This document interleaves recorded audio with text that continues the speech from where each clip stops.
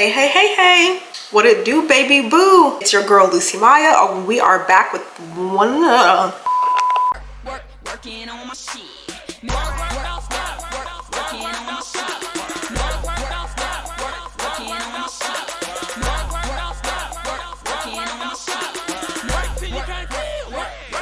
shit. I'm in this bitch. I love the fact you get edit videos. Hey, what it do, baby boo? Welcome back, and what it do, baby boo? It's Lucy Maya, and we are back with another episode of University 101. For context, my name is Lucy Carpenter, and I am a recent grad from the North Carolina A&T State University. And these are all things college uncut, university uncut, school uncut, higher education. The advice you kind of really want to hear, we're gonna get into that. Make sure to check out my other videos by University 101 so far, to basically going into higher education and the things I wish I would have been told. Yes, I got study tips. Yes, I got go to parties, have fun, but also get your schoolwork done, get good grades, get involved. But these are the things you really need to hear. These are some things I wish I would have heard. Let's get straight into it.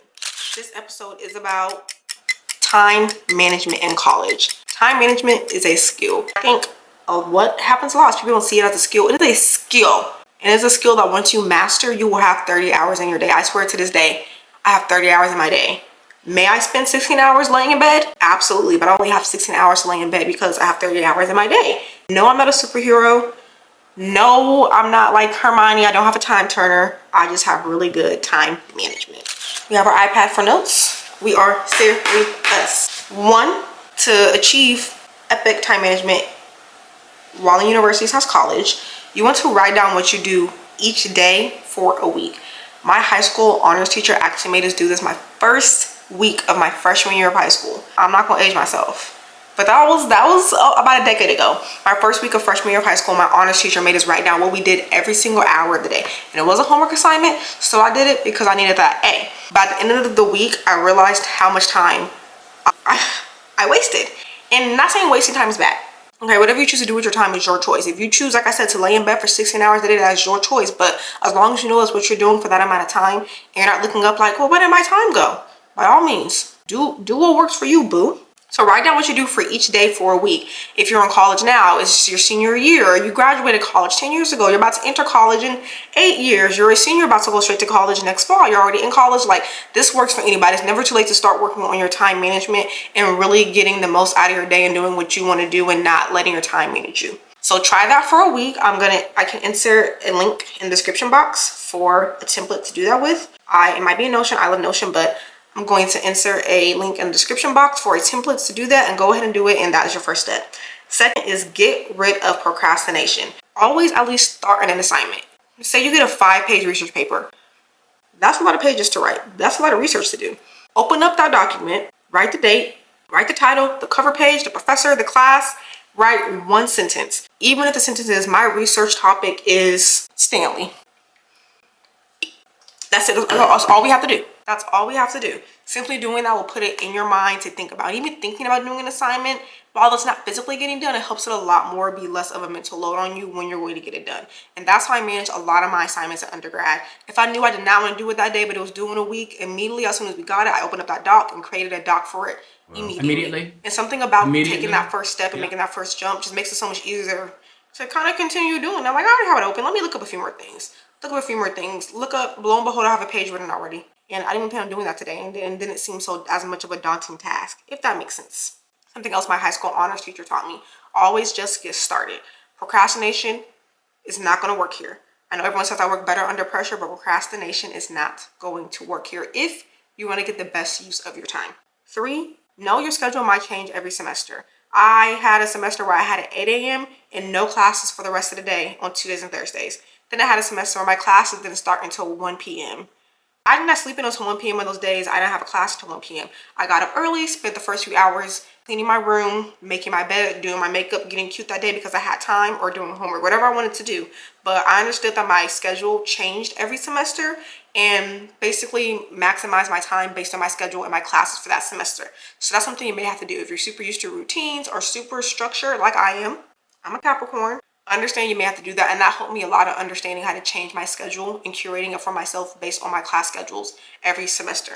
Those days I had that 8 a.m. and no other classes, that was the day I did my hair. Because I could stay in until noon, have a few hours to myself where everyone else was at class, and pop out about 2 p.m. with my new natural hair done that day. Like, hey, yeah, get into it. It worked out perfectly for me. 4, help hold each other accountable. Find some friends you can study with. Find some friends you can party with. Find some friends you can go to the cafe. Just hold each other accountable for getting done what you need to get done. Personally, me, I'm pretty young and turned, lit, and cute. So I knew I like to be outside. That's honestly how I recharge my energy sometimes, is either being inside with myself or going outside and hanging out with friends. And I knew I liked to do that. And I knew that's what also helped me maintain good mental health. So I incorporated that into my schedule, and I made sure I have friends who also want to do that either. I wasn't sitting around inside talking about I don't have any friends to go with, because that's not now I'm sad and lonely and I'm not outside. Like this is not, now I'm not even doing my schoolwork. I'm just sitting in here not doing what I know is best for me to be the best version of myself. Even studying, study groups, finding someone in your class, and you don't have to study with them all semester or for all 4 years of school, but even finding someone to just finish that 5-page research paper with, finding a study buddy for a certain class, or just finding your friend. I'll hook myself up with an engineering friend, and you know STEM students always have homework. So I was sitting there doing my homework, and he always had homework to do. So anytime I wanted to get it knocked out of the way, I said, friend, let's go to the library. Let's do it together. And my homework got done because I had an accountability buddy all the time. And you want peers, friends, colleagues, mentors, people around you that want to do their work, want to get it done, because you are who you surround yourself with. So think about that too. And that is also key to time management. You want somebody. I have friends I could go outside with, but we knew like, okay, homework time, then pregame, then party. But I thought homework time was incorporated in our hangout time. And we did it, bestie. We did it, girls. 5 is do not overbook yourself. This is when we get into your time managing you, okay? You don't have to say yes to everything. In college, I know it can be very daunting to say no and think you're gonna miss out on something. FOMO is a very real thing too.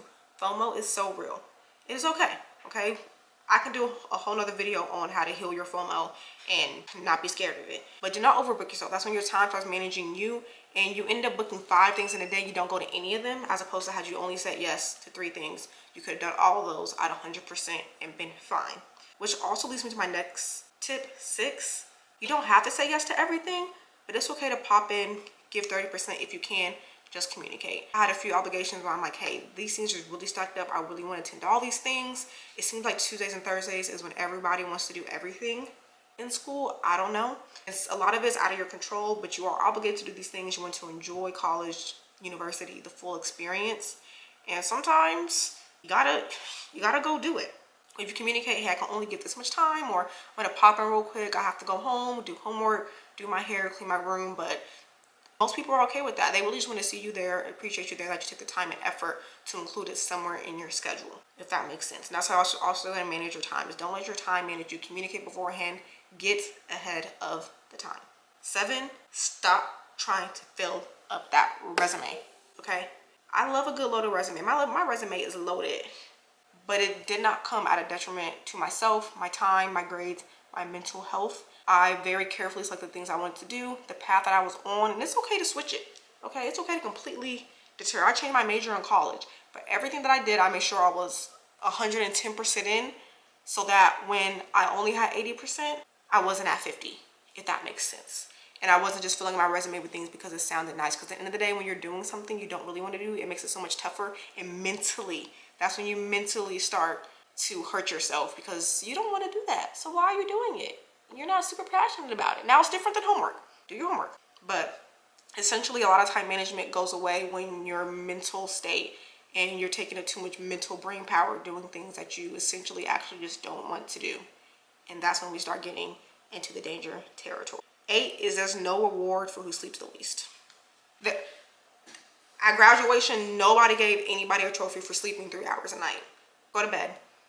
If you don't know by midnight, set an alarm to wake up at 5 a.m. If you really had that exam at 8 a.m., set an alarm for 5 a.m. But go to bed. Your brain needs rest. Your brain needs power. Your brain needs to recharge.